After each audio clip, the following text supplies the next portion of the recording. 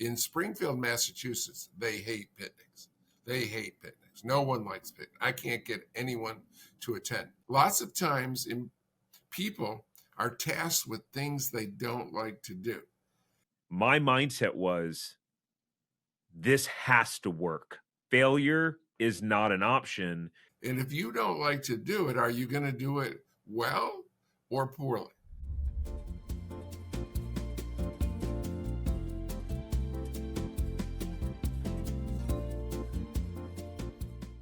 Sometimes there can be two people who do the same exact thing, but one person is successful and one person isn't. What's the gray area and what's the difference in that situation Well, that you've seen? there's many stories to that, but I'll tell you one of my favorite lessons I learned when I was younger than you were, but I was younger than 35. But I was at a block district manager meeting in about 1977, and what block used to do is they would have picnics in just before Labor Day to get the preparers families, to get them back into advanced classes and intermediate classes to get ready for the next Texas. They'd have the previous year's employees, and picnics back in the 70s cost $2 a person or something, because you grilled out and they were fun. So one guy, we were in a meeting and I learned a valuable lesson. There was about 18 of us, and one guy said, in Springfield, Massachusetts, they hate picnics.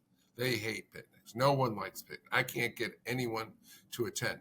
He had 175 employees and he could only get 3 people to attend. So the rest of us who had successful picnics were throwing ideas out. Like, instead of just mailing them an invitation, do you call them? Do you have fun things like 3-legged races and water balloon tosses and music? And, oh, yeah, I do all that. And so we leave the meeting and go to lunch. And I was very fortunate because he sat at my table. And the first thing he said out of his mouth, I hate picnics. And so then I knew what the problem was. It didn't have anything to do with the 175 employees not liking picnics. He didn't like picnics. So lots of times people are tasked with things they don't like to do. And if you don't like to do it, are you going to do it well or poorly? And so if you have enthusiasm for what you're doing, you're going to do it far better than if you have a hate of what you're doing. And so you have to find the right task for the right person. For example, we're great at guerrilla marketing. And I said this earlier, but we hire special people that have that skill, that like going out in the community. They like drawing attention. They're the kind that would, in a bar, stand up and dance on the table or on the bar, right? Most people are the opposite. They want to sit in the corner and watch those kind of people. So when H&R Block tried to replicate what our great guerrilla marketing, business to business and waivers, and so they decided one year, well, we'll get our office supervisor. They had 9,000 offices, and we'll get our 9,000 office supervisors out in the community and glad handing, and they'll be a lot better than the Liberty people because they're much more experienced and they're much more well-known, but the people hated it. So they did it horribly. And my guerrilla marketers literally ran circles around them because you have to find the person that enjoys it. So if you don't like picnics, hire someone that loves picnics to run your picnic. Yeah, that's a really interesting point. And as an introvert that most people think is an extrovert, I can relate to that in many ways, and it makes me think about belief too. Just the belief about things, like just believing if something will work. Not even if you dislike it, but you see someone else do it and believe, well, that won't work for me, or that works for them because they have this unique skill set or this and that. And I think the role that belief can play is really, really interesting. and how the belief creates, it may hinder you from tapping into a certain amount of your potential or creativity or resourcefulness. And then that shows up in the way you act or don't act, right? Or half-assing something or doing it to the fullest extent, and then getting, the result, which is, it's quite fascinating to me. And I really think it's very interesting. When my wife and I opened up our first franchise, we took out a $300,000 home equity line of credit, back in 2015. And my wife she didn't want to do it, but I wanted to get out of financial advising. I was in the investment world. And my mindset was, this has to work.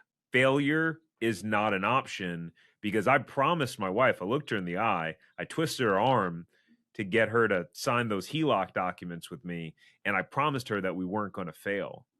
So it was interesting, because in moments I remember the visceral feeling in my body of experiencing the I will not fail, and the ideas that came from that emotion of, like, literally sitting there going, like, failure's not an option.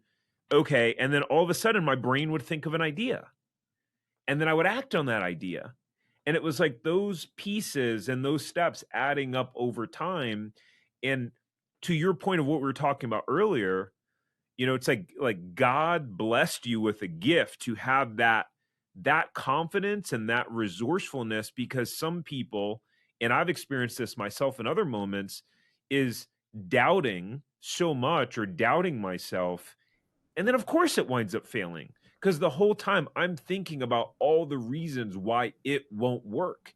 And it becomes this almost self-fulfilling prophecy. Yeah, I can think of lots of beliefs that I see people put on our chat, on our discussion board. And I forget what her example was, but she said she was a failure. And I forget one of the policies that we had recommended. She said on the discussion board, I don't think that will work in my area. Well, I said to myself, what do you mean you don't think? Well, try it. Try it 5 times or 10 times, right? I mean, she said, because of this, I don't think it would be in my area. Well, you have hundreds of franchisees telling you, and John Hewitt and companies telling you this works. How could you decide that I don't think it's going to work? It was kind of probably like the picnic story, right? That I don't like to do that. So I'm convincing myself that that's not going to work in this city. If you enjoyed this short clip from the podcast, you can check out another short clip right here. Or if you want to watch the full episode of this podcast, you can watch that here. And remember, knowledge is not power. It's applied knowledge that's power. Take care. Have a great rest of your day.